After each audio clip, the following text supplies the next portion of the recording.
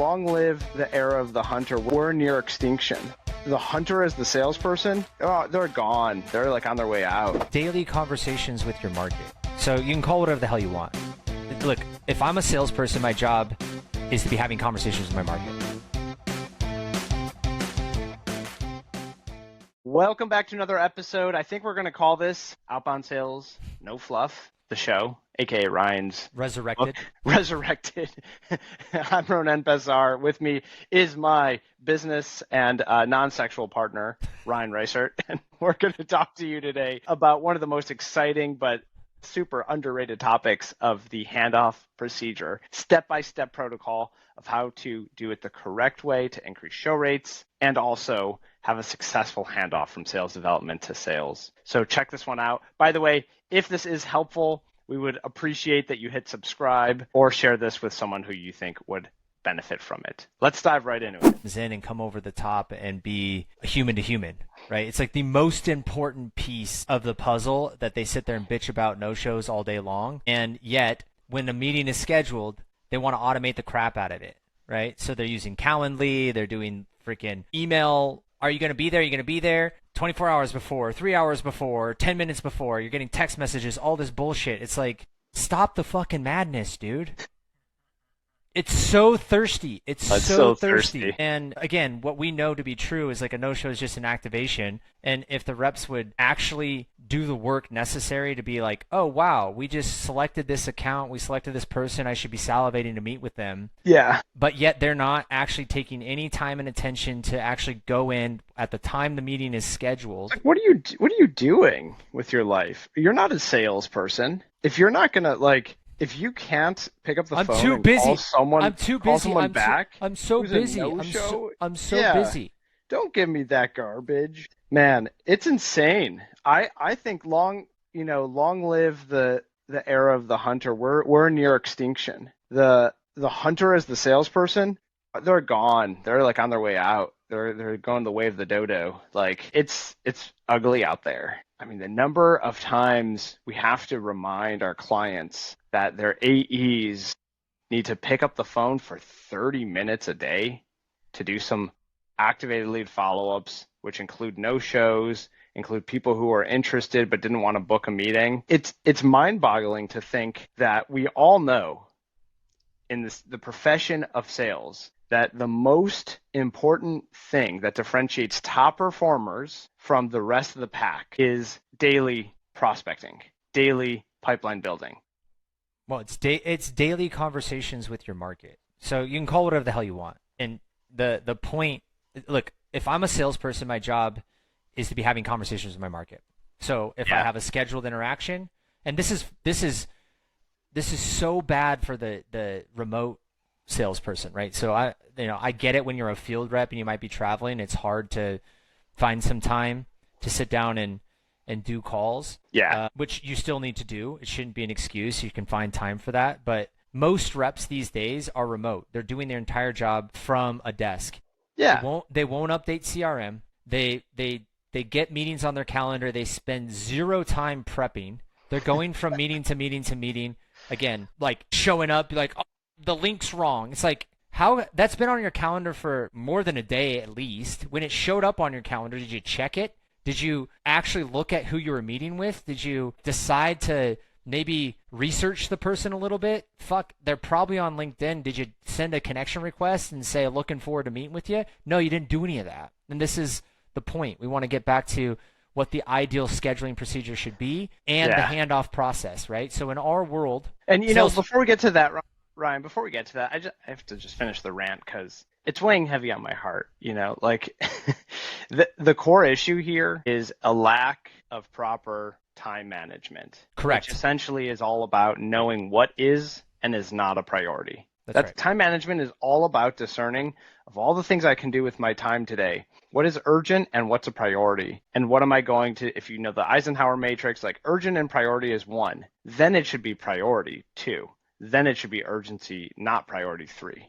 And then you ignore the stuff that isn't either unless it's long-term projects like buckets in your book. And we're not going to get into this today, but buckets is what I like to call It's time management specialized for outbound sellers. It's a specialized way to think about how to maximize the time you do have when you're in sales so that again you're maximizing your ability to create revenue, not just spinning wheels, joining random discos, demos, meetings, whatever. But yeah, like I don't want to get too far off track on this because I could keep going down this topic rabbit hole for a while. What we're talking about today is the no-show and the Well, handoff, it's the the handoff scheduling. process. It's the scheduling process in general. And Yeah. the problem that I see over and over and over again is this Yeah, what's the problem? mindset. Tell them about it, Ryan. It's the mindset of the salesperson that, again, it does. I need them to show up to a virtual event for me to start selling.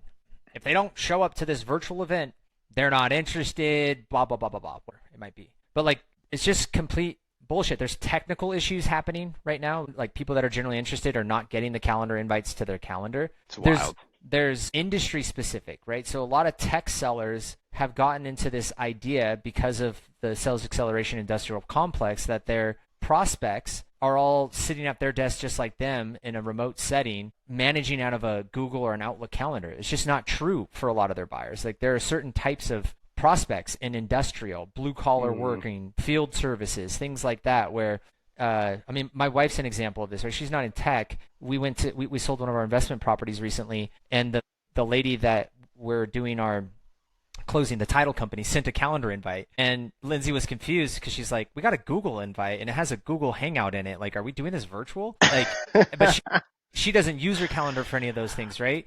And it was like, it was interesting. It's like this title company is getting probably trained to now start sending Google invites. Oh And my like, God. do you think the average consumer in like we live in a bubble, right? Tech people We live in such a bubble. We live in like the upside down, in like Stranger Things, the like alternate universe. In like the tech sales version of the alternate universe is like we put everything on the calendar. It's going to be a virtual meeting. This meeting will be recorded.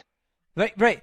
It's not normal, right? No, Now, it's not. if you're selling to tech, that's different, but a lot of people aren't, and then they get sold this bill of goods like this is the way to do it. And so when you move into certain industries and verticals, people don't manage out of their calendar, but yet it's like, oh, we got to put it on their calendar, they got to show up to this thing, and they're going to join. Some people have technical issues joining different screen shares, so some people are on Teams, some people are on Google Meet, blah blah, whatever it might be. So there's the technical, there's the industrial thing. But long story short, the problem is the salesperson is sitting there waiting for meetings to come to them. They're doing no work, okay? And then you go and you staff a professional outbound team. Yeah. We call that an order taker. We call that somebody who's going to be replaced by AI soon, okay? Right? We call them the buy button, right? The buy button. Yeah. The future of sales. The buy button. So true. Noah Goldman wrote a book that he never published. It's fucking phenomenal. I wish he put it out there several years ago, and it's called The Binary Principle. And essentially it boils down to this. The future of sales is going to come to two things. You need to stay above the API. The salesperson either is helping with selection or they're helping with implementation. Otherwise, you're just a buy button. It's the Amazon. Wow, right? that is and that's what they are. Stay above the API. That is incredible line. But everybody's doing that, right? Yeah. We have We're conversations seeing it now. Yeah. So let's take a step back. Salespeople sitting there waiting for meetings to come to them. There's the technical issues. There's the industry type of the situations where people don't manage their calendars, and yet you've got this guy, this person, this woman, or this man sitting there waiting for people to come to them, and they won't do any other work after the fact. Yep. Here's how you solve that, okay? Meeting is scheduled by a BDR on the phone. First of all, the BDR should confirm, hey, I'm going to send you a calendar invitation. Do you use Google or Microsoft? Like, you should confirm that. Where's it going to go? So I'm going to send you a Google Calendar invitation. I'm going to send you a Microsoft Outlook invitation. It's going to come to your calendar right now.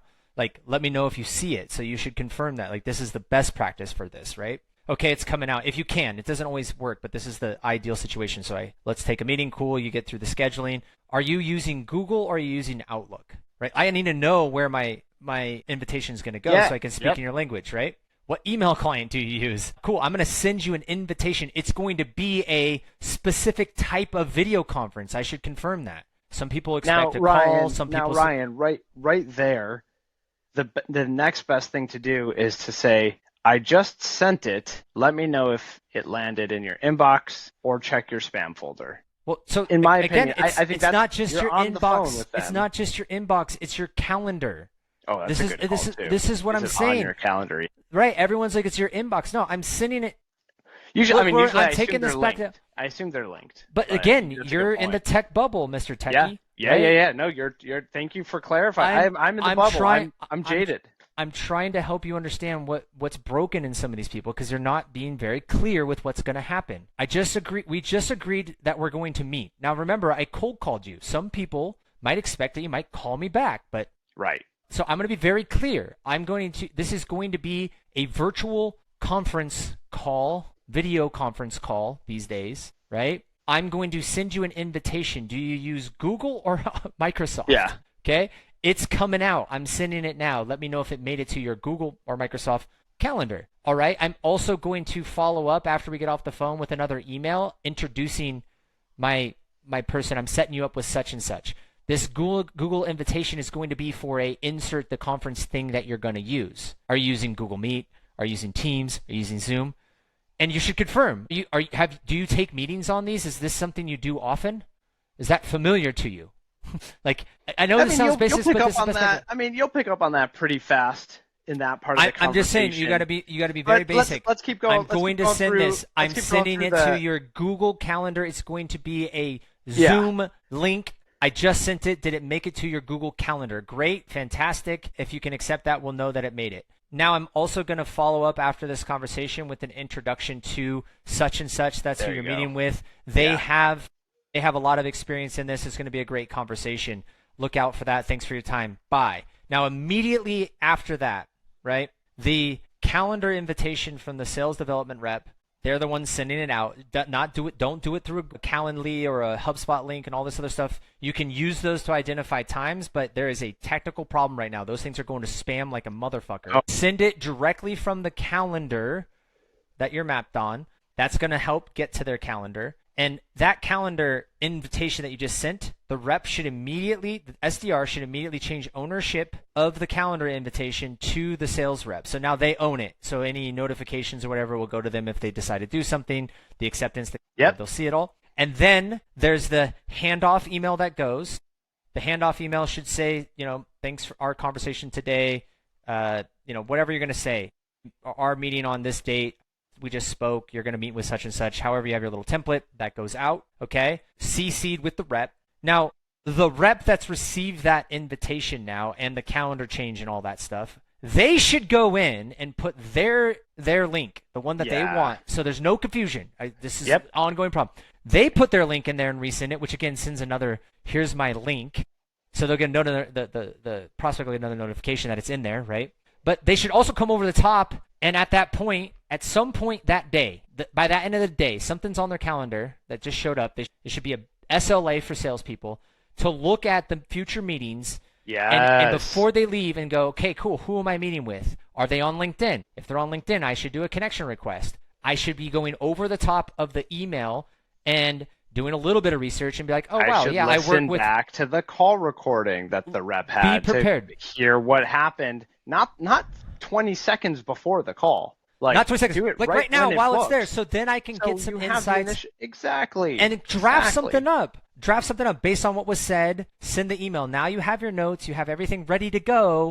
And you've taken the handoff process. So now the BDR or SDR, whoever's booking, is out of the equation. The salesperson has now taken on this lead.